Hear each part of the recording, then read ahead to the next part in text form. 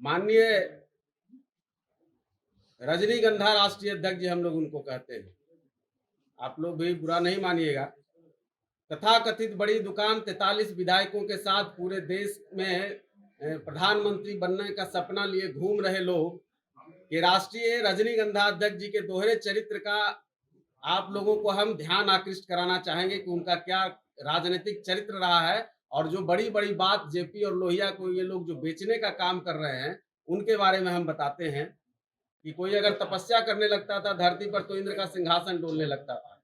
तो इन लोगों को दिक्कत यही है कि जब भी कोई इस तरह का नेता अगर स्थापित होने लगता है तो इन लोगों का सिंहासन डोलने लगता है और पार्टी के विलय का दबाव बनाया जाने लगा और स्पष्ट रूप से अल्टीमेटम दिया गया माननीय मुख्यमंत्री जी के द्वारा।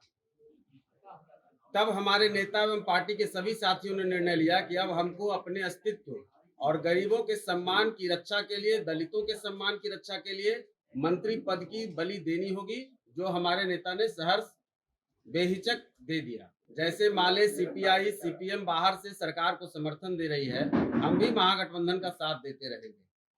लेकिन उसी शाम को जनता दल यूनाइटेड के राष्ट्रीय अध्यक्ष श्री राजीव रंजन सिंह उर्फ ललन सिंह जी का बयान आता है कि हाँ, हमने विलय का दबाव बनाया, और साथ ही कहा अहंकार के साथ उनका बयान था कि छोटी छोटी दुकान चलाने का क्या मतलब। तो मित्रों, यह भारतीय लोकतंत्र पर एक बड़ा कुठाराघात है और हम तो चाहेंगे कि चुनाव आयोग इस पर संज्ञान ले और ललन सिंह जी को नोटिस देकर पूछे और डांट भी लगाए इस गैर जिम्मेवार बयान के लिए। उनके अहंकारी बयानों से स्पष्ट है कि महागठबंधन को दलित अति पिछड़े वर्ग के लोगों से कोई मतलब नहीं और उनके वोटों की उनको जरूरत नहीं है। ये क्लियर है, ये हम लोगों ने जो समझा है।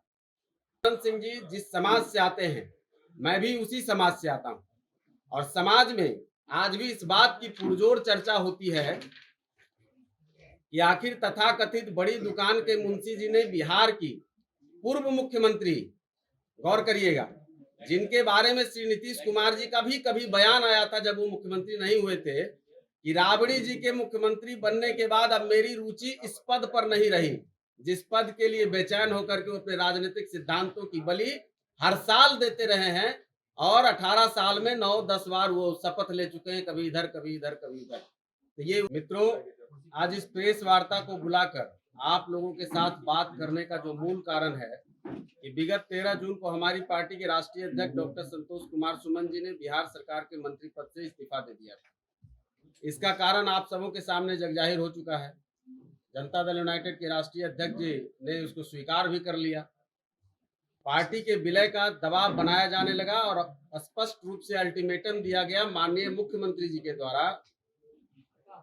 तब हमारे नेता एवं पार्टी के सभी साथियों ने निर्णय लिया कि अब हमको अपने अस्तित्व और गरीबों के सम्मान की रक्षा के लिए, दलितों के सम्मान की रक्षा के लिए मंत्री पद की बलि देनी होगी, जो हमारे नेता ने सहर्ष बेहिचक दे दिया।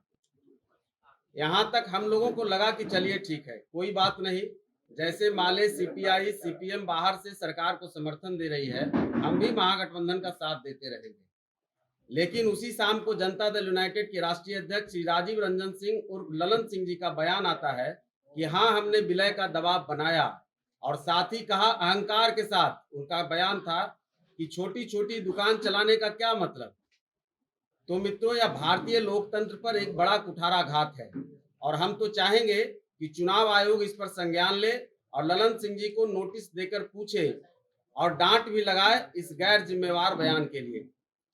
मित्रों, दरअसल दिक्कत ललन सिंह जी को छोटी छोटी पार्टी से नहीं, उनको दिक्कत है गरीब, दलित, अति पिछड़े वर्ग से, अल्पसंख्यक वर्ग से कोई नया नेता न पैदा हो जाए, कोई एक नई राजनीतिक पौध न खड़ी हो जाए, इसका डर उनको समाया रहता है। और इंद्र की भांति, जैसे कोई, अगर आप पढ़े होंगे पहले कि कोई अगर तपस्या करने लगता था धरती पर तो इंद्र का सिंहासन डोलने लगता था।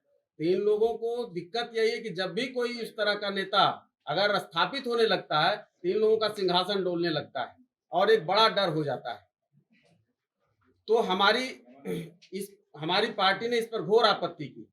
साथ में तेजस्वी प्रसाद जी पर तो हम हैरान रह गए कि वो भी हाँ से हाँ मिला रहे थे। उनके अहंकारी बयानों से महागठबंधन के सभी कुछ दलों को छोड़ दें, 1-2 नेताओं ने तो समर्थन किया है और हम धन्यवाद भी देंगे दीपंकर भट्टाचार्य साहब को कि उन्होंने कड़ी आपत्ति की।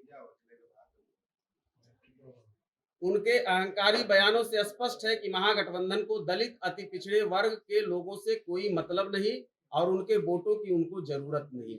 ये क्लियर है, ये हम लोगों ने जो समझा है। दूसरी तरफ माननीय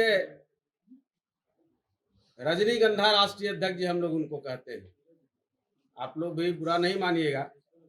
तथाकथित बड़ी दुकान 43 विधायकों के साथ पूरे देश में प्रधानमंत्री बनने का सपना लिए घूम रहे लोग कि राष्ट्रीय रजनीगंधा अध्यक्ष जी के दोहरे चरित्र का आप लोगों को हम ध्यान आकृष्ट कराना चाहेंगे कि उनका क्या राजनीतिक चरित्र रहा है और जो बड़ी बड़ी बात जेपी और लोहिया को ये लोग जो बेचने का काम कर रहे हैं उनके बारे में हम बताते हैं।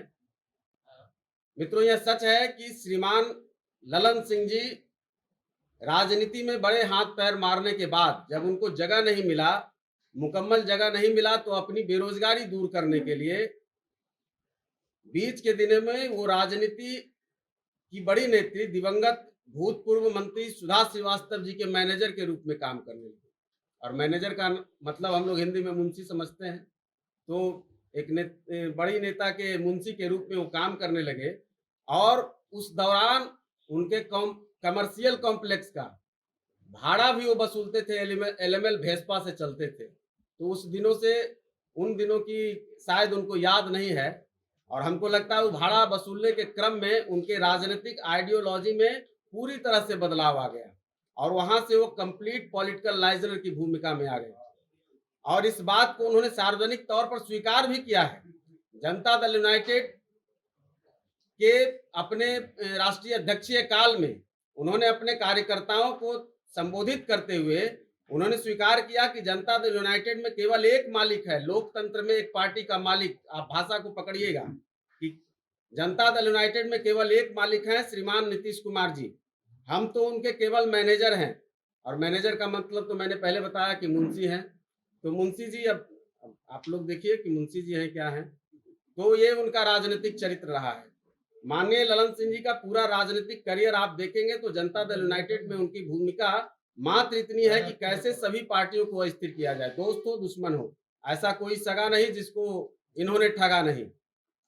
राजद हो, कांग्रेस हो, लोजपा हो, इन सभी पार्टियों को समय समय पर उन्होंने छिन्न भिन्न करके तोड़ने फोड़ने का काम उन्होंने किया और राजद से बाकी सारी पार्टी से आयातित लोगों को ला करके वो अपना राजनीतिक एक स्थापना में अपनी एक पुराने दिनों के साथियों को दरकिनार करते चले गए और भगाते चले गए।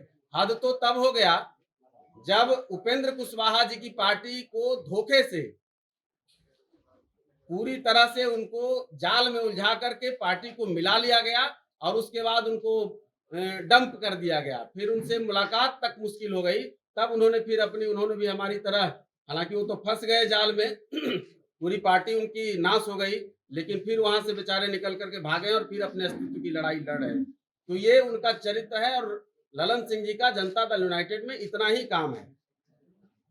आज वो तेजस्वी प्रसाद जी के साथ गलवहियां मिलाकर घूम रहे हैं और यह भी सच है कि चारा घोटाले में कैसे उसको उजागर करके उन्होंने अपने आप को बिहार के नक्शे पर एक स्थान दिलाया, एक पहचान दिलाई और पूरे लालू परिवार को, पूरे राष्ट्रीय जनता दल को राजनीतिक अस्थिरता में धकेल दिया। लालू प्रसाद जी को लंबे समय तक जेलों में बंद रहना पड़ा और आज स्थिति है कि अब लालू प्रसाद जी चुनावी राजनीति से दूर हो गए और आज उन्हीं के साथ वो गलवहियां मिला करके हम लोगों को छोटी छोटी दुकान और खुद को बड़े बड़े मॉल के दुकानदार। ललन सिंह जी जिस समाज से आते हैं, मैं भी उसी समाज से आता हूं और समाज में आज भी इस बात की पुरजोर चर्चा होती है कि आखिर तथाकथित बड़ी दुकान के मुंशी जी ने बिहार की पूर्व मुख्यमंत्री, गौर करिएगा, जिनके बारे में श्री नीतीश कुमार जी का भी कभी बयान आया था जब वो मुख्यमंत्री नहीं हुए थे कि राबड़ी जी के मुख्यमंत्री बनने के बाद अब मेरी रुचि इस पद पर नहीं रही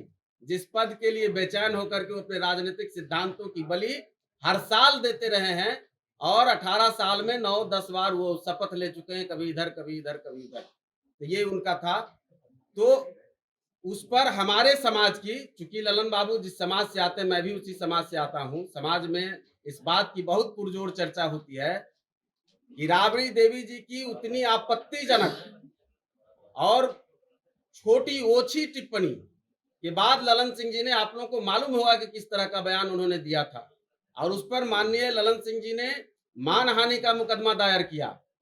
और फिर आखिर कौन सी ऐसी सौदेबाजी हुई, कौन सा ऐसा राजनीतिक समझौता हुआ, या उन्होंने कौन सी ऐसी सौदागरी की कि उन्होंने बहुत ही कम दिनों में वो केस को वापस ले लिया और वो केस फिर खत्म हो गया, उस बात की फिर कोई चर्चा नहीं है। तो वो तो भूल गए, लेकिन समाज इस बात को आज भी याद करता है कि इतनी ओछी टिप्पणी इतने बड़े राजनीतिक परिवार से एक समाज के बड़े चेहरे पर आखिर किस बिना पर किया गया था, और उस नेता ने आखिर किस आधार पर फिर उस केस को वापस ले लिया, या डर से ले लिया, या भय से ले लिया, या लोभ से ले लिया, या लालच से ले लिया।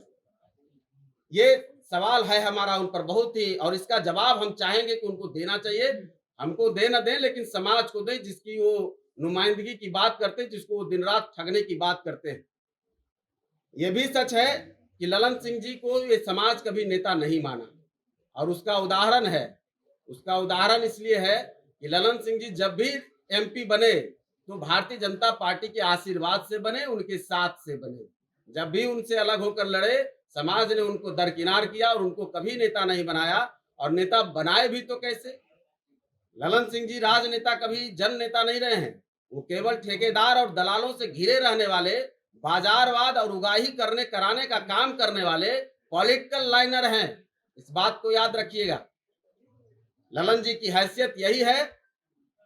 यह सच है कि अगर नीतीश कुमार जी का साया उनके सर से हटा लिया जाए तो उनकी हैसियत मुखिया के चुनाव को जीतने की नहीं है, जिसको आज वो छोटी दुकान बता रहे हैं। जिस एक मुख्यमंत्री की पार्टी को, जिसके पार्टी के 4 विधायक, मंत्री और इतने हजारों लोग हैं उनके साथ, उनके ऊपर जो उनकी टिप्पणी है, मुखिया का चुनाव नहीं जीते अगर नीतीश कुमार जी का साया हट जाए।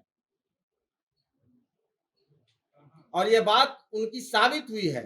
उनके दोहरे चरित्र की बात, एक बात और मैं कह दूं, थोड़ा लंबा हो रहा है लेकिन चूंकि जरूरी है, 2 मिनट में खत्म होगा। आप सभी मीडिया के साथियों ने देखा होगा कि 2010 में कैसे वो नीतीश कुमार जी के पेट का दांत निकाल रहे थे और गली गली घूम रहे थे, और कांग्रेस का पूरी तरह से नेतृत्व कर रहे थे। टिकट बांटना, किसको लड़ाना, क्या करना, सब कुछ। नतीजा सबके सामने आ गया और उनकी राजनीतिक हैसियत का भी सच सामने आ गया। 2020 के चुनाव में, वो विधानसभा चुनाव में, अपने लोकसभा चुनाव के अंदर जनता दल यूनाइटेड को एक भी सीट नहीं जितवा पाए, और कितने लोगों की भ्रूण हत्या वो करते हैं, उसका उदाहरण है कि आज उन्हीं की पार्टी में निर्दलीय मंत्री बने हुए हैं आदरणीय सुमित प्रताप सिंह जी। कैसे उनका टिकट कटवा करके उनको राजनीतिक रसातल में भेजने का काम करने का काम प्रयास किया, लेकिन वो फिर निखर कर आए और फिर उसी पार्टी में राजनीतिक चरित्र की बात आपको बता रहे हैं। दूसरी और बस 2 मिनट